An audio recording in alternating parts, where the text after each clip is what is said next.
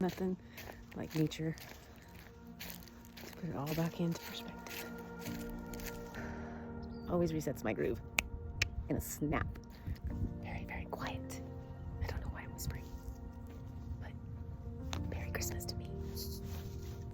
I quit beating the drum of what wasn't, and then grief tested me. But I kept going. Ta-da! I did it again. Book number 2 is out. Welcome to my channel, This Way to Bliss, where I hike and explore and car camp in my hybrid SUV and heal through nature, one hop, skip, and step at a time.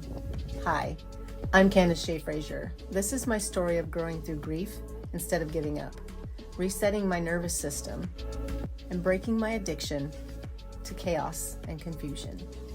Out here, I found the strength to keep going and the first sparks of balance, bliss, freedom, and fun after the fallout of divorce, loss, betrayal, and abandonment.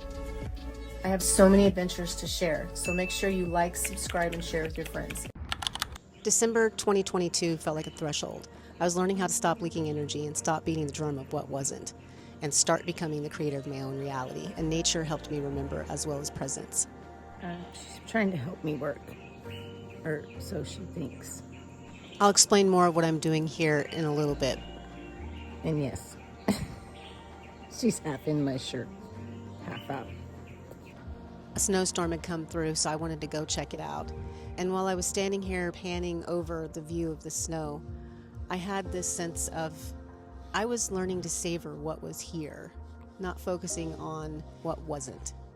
So the new groove, instead of rehearsing what hurt, I was focusing on savoring the beauty, the breath, the contrast, everything in the now. At this point, 9 months alcohol-free, I learned that sobriety made it easier to process emotions instead of numbing, escaping, or drowning inside of them. Then there were bright moments too. Nana joy, family moments, a chance to show up with love, delight, and celebration. I wasn't just surviving anymore. I had something to share. So my daughter did my headshots, and I felt seen and super excited. What began as a practice to help me hold my own frequency became something I could offer to others too. More on that in a bit. That journal didn't help me figure life out, but it did help me discover in real time and help me come back to myself. And in between all that, I kept coming back to nature. Little trails, unexpected wonder, simple things, discovering toys left on a path, and then, watching the river move without resistance. They were all reminders that joy doesn't have to be grand to be real. And this was all part of the lesson. To stop chasing, stop forcing, and start noticing. And this trail is perfect for that, although I think the toys are gone now. And after so much grief, rejection, isolation, and loss in earlier seasons of life, these moments mattered. They reminded me that I was still here, still loving, still becoming, still flowing. And I don't know about you, but there's no better way to spend a holiday than in nature, on a hike, just being in the moment. In the flow, if you will. Christmas Day of 2022 looked a little different for me that year. Last year I was isolated. This year I got to spend time with family, and that mattered. And there was a lot of tenderness, but there was also ache and feeling not fully held. Loved, but still a little left out. Present, but emotionally aware of what still hurt.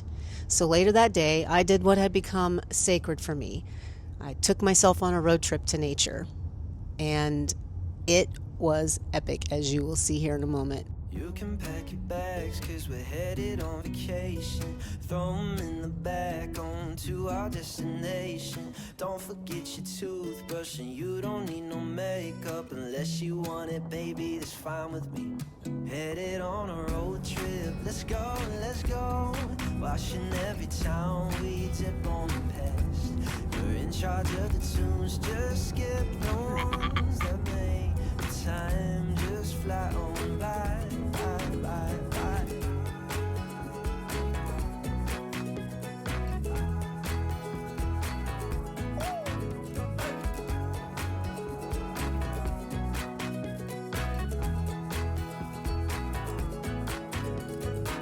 I think we'll make it just 6 more hours. I'm getting tired.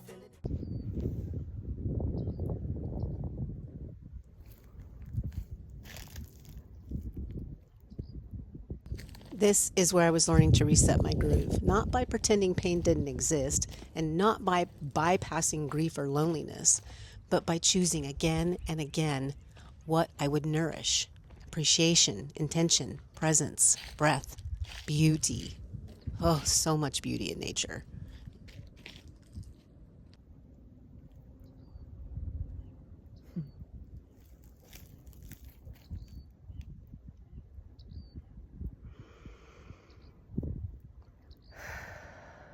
Always resets my groove in a snap. It's so pretty out here. At this point on my hero's journey, I was becoming deeply aware that I was energy sensitive. That chronic stress, old trauma, heartbreak, brain injuries, and the survival wiring had trained my body to scan for danger constantly. And yet, here on trails like this, I could feel another possibility: that maybe healing wasn't about fighting myself. Maybe it was about re imprinting safety, reintroducing wonder, teaching my nervous system that calm was allowed. A poem I'd written at that time is: wipe the score slate clean, direct your focus to what's unseen, reset your groove to a new routine. And so that's what I was doing. I was learning to stop beating the what's not drum, and to stop arguing for my limitations, to stop giving all my life force to what hurt, and to start asking what feels good, what feels true, what feels alive, what helps me thrive. That question was changing everything, which is why working on that journal was so important. Because on December 13th, I started this new daily practice: appreciation and intention. By December 19th, I had the rough draft. By December 21st, the manuscript was done and I was working on the cover. So when I was on this hike on Christmas Day, I was living in appreciation and intention daily. And that practice, like I said, was helping me to hold that frequency of love over fear. And if you want, that video is linked above. That was the last episode, so go check that one out if you want to catch up on where I'm at in this part of the story.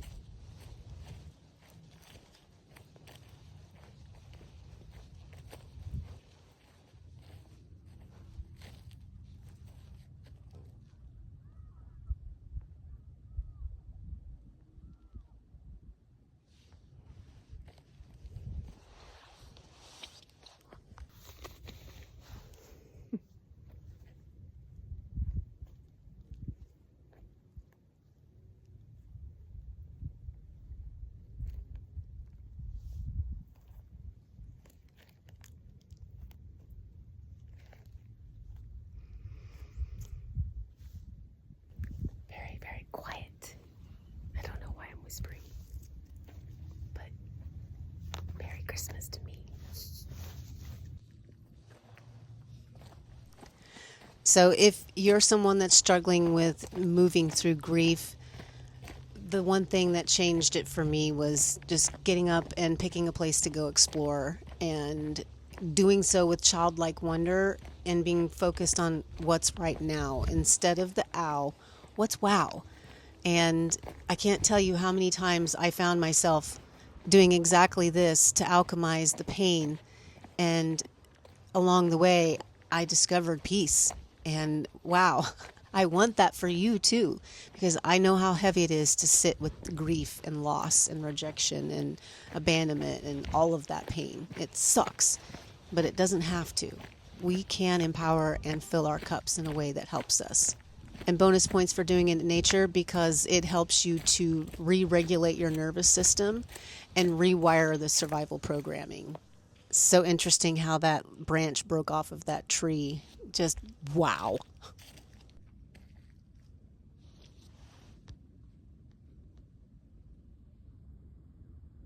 Let's read this poem that's in the Appreciation Intention Journal. It's called Maligned Self City. If feeling happy makes you feel guilty, you have a twisted vibrational reality with a focus on what is, was, rather than what can be. Practice focus on being love in all you hear, feel, see. Practice ego alchemy, forgiveness, and live free of worry and rehashing wrongs done to thee. Practice appreciation, be deeply entrenched in glee, accepting the messages in the calamities.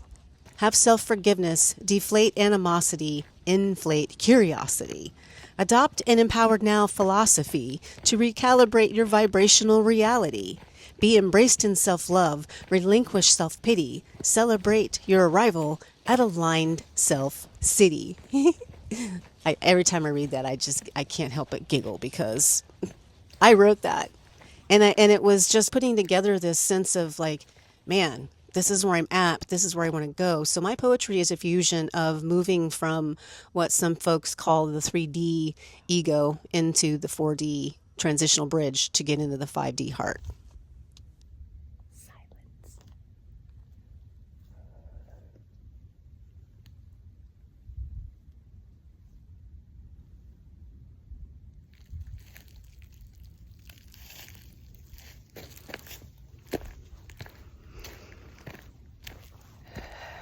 Nothing like nature to put it all back into perspective. Look at this. Wow.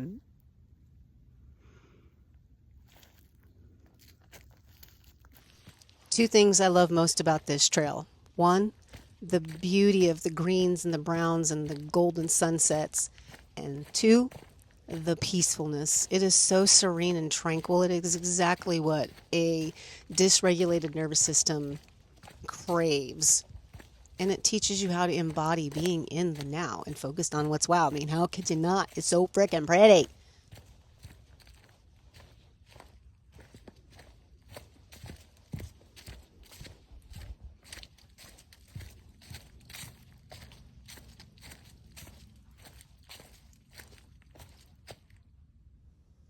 And if you're a nerd like me and love to get educated on your environment, this trail is perfect because it has these little signposts throughout.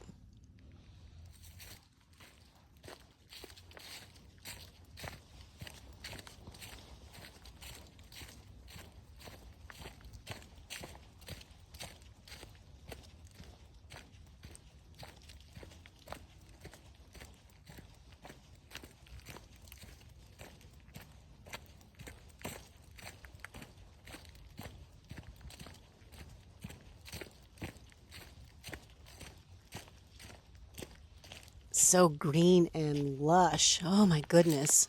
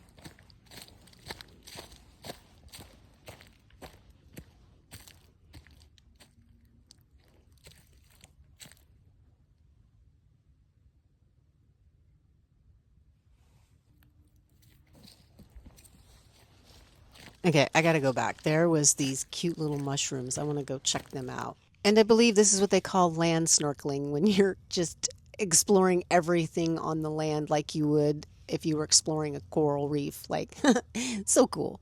So exploring for me had become a way of healing. And also sometimes healing looks like this: the awe, the play, the movement, the gratitude. Nothing grand, just a woman in nature at the Oaks Nature Trail remembering she was still here. And meanwhile, back at home, life kept giving me these little moments of sweetness. My girls, their curiosity, their comfort, their chaos, their love. Home didn't have to be perfect to be healing. Sometimes it was enough just to notice the softness that was already there.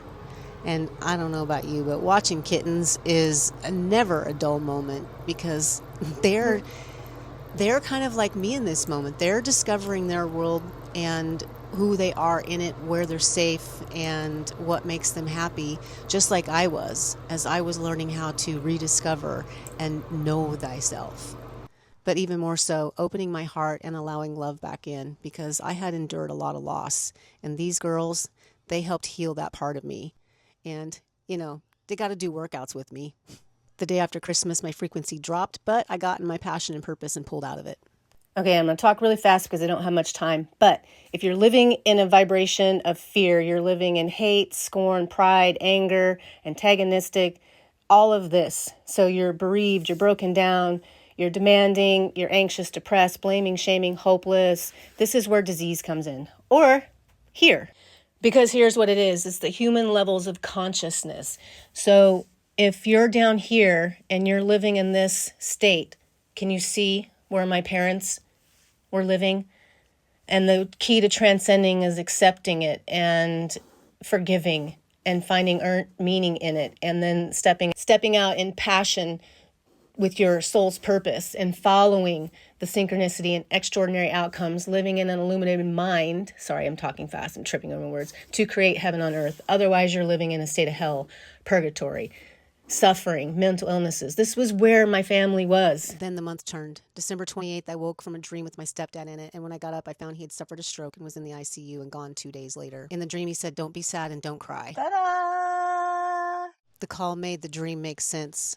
Some part of me felt he had already said goodbye, and this became one of the most defining choices of this month. I kept going. I published anyway, not because I wasn't grieving or because I didn't care, not because I was bypassing the pain, but because creating had become part of how I stayed connected to life instead of collapsing into the void. Oh my gosh, oh my gosh, oh my gosh. It's about to be real. Like real. So let's hang out while I push that publish button. So everything's all set.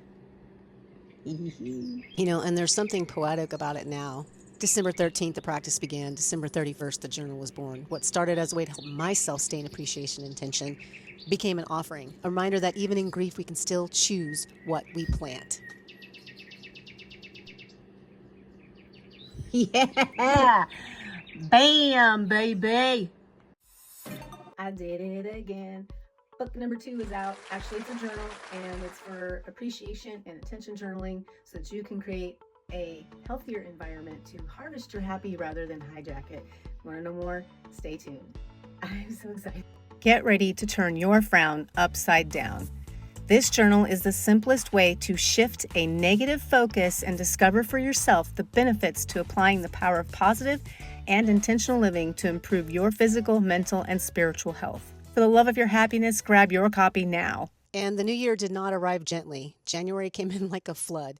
And what I didn't know about this yet was how deeply I was about to be tested. I hadn't even processed the death of my dad, and more heartbreak was on its way. If you enjoyed this video, please make sure you like, comment, subscribe, and turn on your bell notifications so you can traverse the next trail with me. Stay sovereign, self-sourced, and remember...